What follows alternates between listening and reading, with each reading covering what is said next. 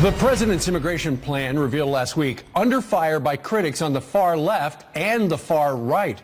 But our next guest, who has been part of those White House meetings, calls it a good deal. Senate Budget Committee member David Perdue from the great state of Georgia joins us right now. Good morning to you, sir. Good morning.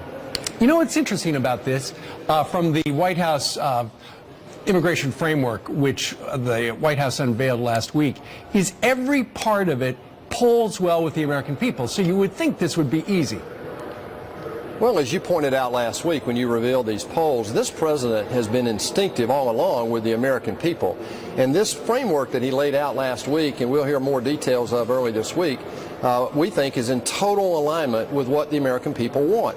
Look, I think the president has hit a brilliant sweet spot here, and I can't imagine why Democrats or any Republicans wouldn't support this, because it solves the four basic elements that he laid out a few weeks ago.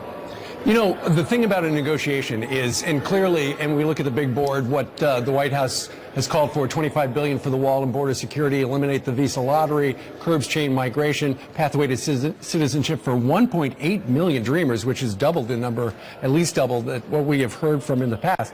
That's just the opening bid.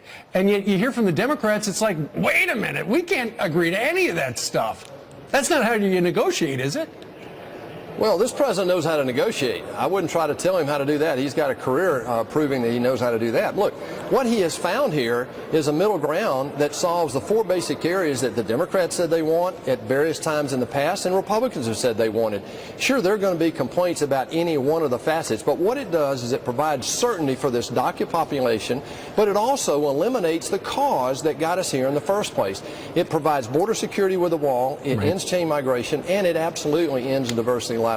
Well, here's the thing, Senator Perdue. There are a number of members of your own party who don't like the last line, the pathway to citizenship for 1.8 million dreamers, because they say that's just flat out amnesty, even though it would take 10 or 12 years or something like that. How do you win over people in your own party? Well, we have to look at the deal in its entirety. This is a magic framework. President Trump has hit a sweet spot with this framework, and I think if both sides look at this in its entirety, we'll see that the only reason I believe that, you know, as an outsider, Steve, I can see this pretty clearly, that the only reason people would avoid voting for this is because of political self-interest. If you look at it in its entirety, it's a great bill for America. Political self-interest, none of that in Washington. Let's see what happens. All right, Senator, thank you very much.